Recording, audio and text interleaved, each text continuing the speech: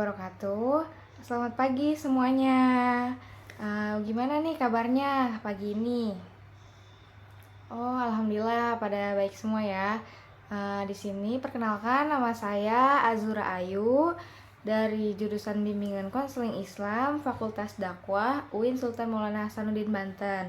Nah, maksud dan tujuan saya di sini, saya akan melakukan need assessment dengan menggunakan DCM atau daftar cek masalah. Nah, sebelumnya teman-teman semua ini udah ada yang pernah belum melakukan DCM ini? Oh, belum ya, berarti belum mengerti ya apa itu DCM. Oke, baik. Oke, berarti sebelumnya akan saya jelaskan terlebih dahulu ya apa itu DCM. Nah, jadi DCM ini adalah daftar cek masalah yang khusus disusun untuk merangsang atau memancing pengutaraan masalah-masalah atau problem-problem yang pernah atau sedang dialami oleh seseorang.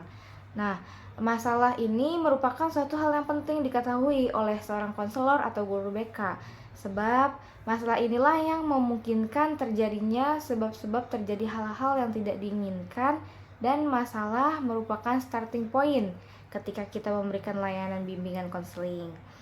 Nah, pada prinsipnya masalah yang menimpa diri individu ini harus segera dipecahkan atau diatasi agar tidak mengganggu kehidupan individu yang bersangkutan.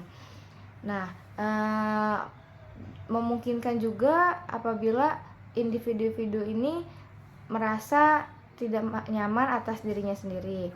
Nah, dari penjelasan DCM ini, apakah dapat dipahami oleh teman-teman semua? Nah, di DCM ini saya menaruh 10 aspek dan 10 item pernyataan per aspeknya. Jadi terdapat 100 pernyataan yang teman-teman bisa pilih di dalam pengisian DCM ini. Nah, aspek-aspeknya itu diantaranya ada aspek kesehatan, aspek keadaan ekonomi, kondisi keluarga, agama dan moral, rekreasi dan hobi, hubungan pribadi, kehidupan sosial, muda-mudi, belajar, dan masa depan. Nah, itu 10 aspek yang ada di dalam DCM, dan per aspeknya itu saya akan memberikan 10 item pernyataan yang dapat dipilih. Nah, mungkin teman-teman semua dari penjelasan saya tadi apakah dapat dipahami? Oke, baik. Apabila dapat dipahami, saya lanjut ya.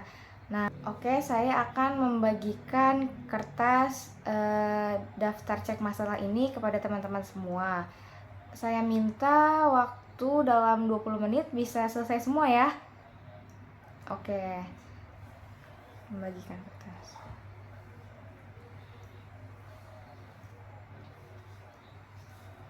Udah dapat semuanya kertasnya? Udah pegang? Udah, oke. Jadi sebelum diisi, saya akan menjelaskan cara pengisiannya terlebih dahulu ya. Nah, teman-teman boleh dibaca dari per aspeknya. Nah, dari situ di misal aspek kesehatan, di situ ada 10 item pernyataan. Nah, apabila sedang terjadi pada diri teman-teman, maka boleh disentang. Nah, ini boleh kok ngisinya lebih dari satu, karena di sini bisa lebih dari, bisa 2, bisa 3. Misal dalam satu aspek ini, dalam 10 item pernyataan ini, teman-teman merasakan 3 item pernyataan ini relate gitu sama diri teman-teman. Nah, teman-teman ini boleh mengisi 3 atau lebih. Asal jangan ngasal ya teman-teman. Nah, untuk menjawab DCM ini, teman-teman gak perlu nyontek, gak perlu lihat kanan kiri, gak perlu bohong. Saya minta teman-teman mengisinya dengan apa yang sedang dirasakan teman-teman, yang ada dalam pada diri teman-teman. Gak perlu kok nyontek ke teman, karena ini daftar cek masalah ini adalah untuk mengungkap masalah pada diri teman-teman sendiri, bukan pada diri orang lain. Jadi saya memerlukan kepercayaan teman-teman. Tidak perlu khawatir datanya akan tersebar karena dari sini kami akan merahasiakan semua data-data klien atau data-data teman-teman. Jadi boleh ya saya minta kepada teman-teman untuk mengisi dengan jujur dan yang sedang dialami oleh teman-teman. Nah, oke. Sebelum kita mengisi DCM ini, alangkah baiknya kita baca doa dulu ya teman-teman. Berdoa dimulai.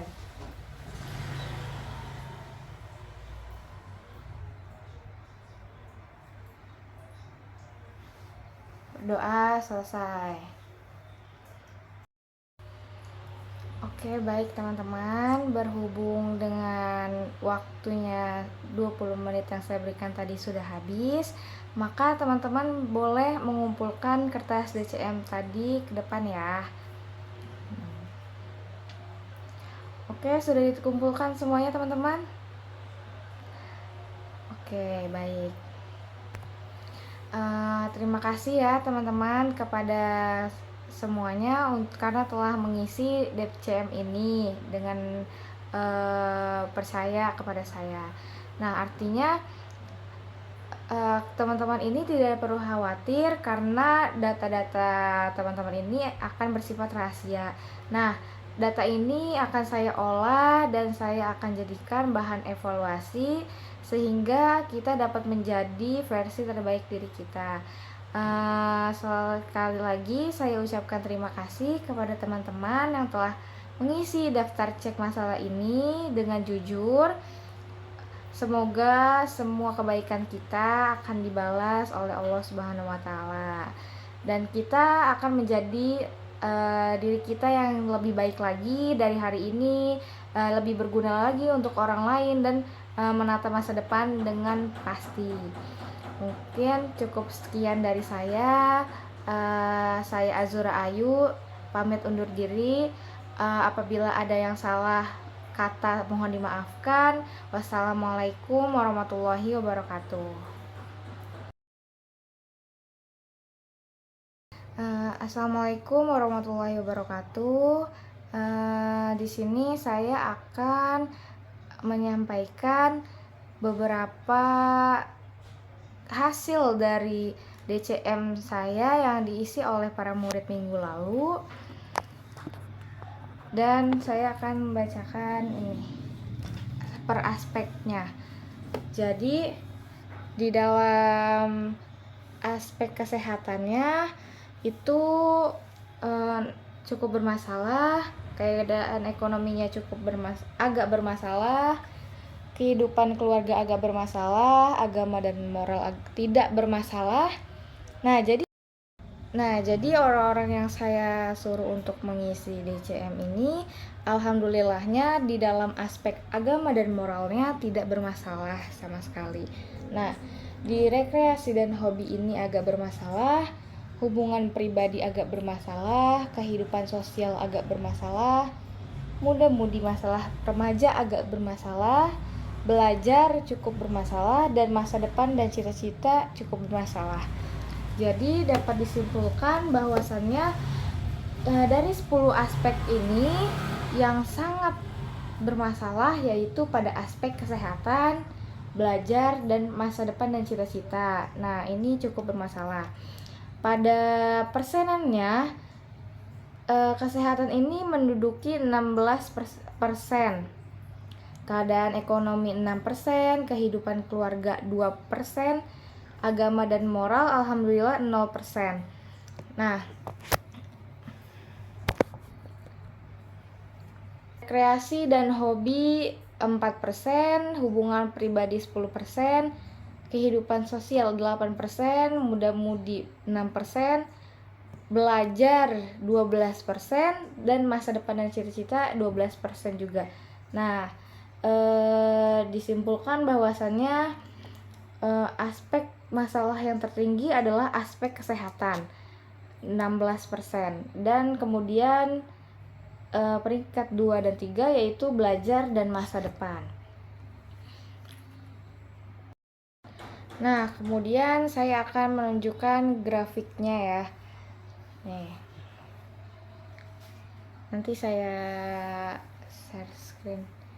Jadi yang grafiknya ini 16% paling tinggi, kemudian 12%, di bawahnya ada 10%, 8%, 6%, 4%, 2%, dan yang paling rendah adalah 0% pada aspek agama dan moral.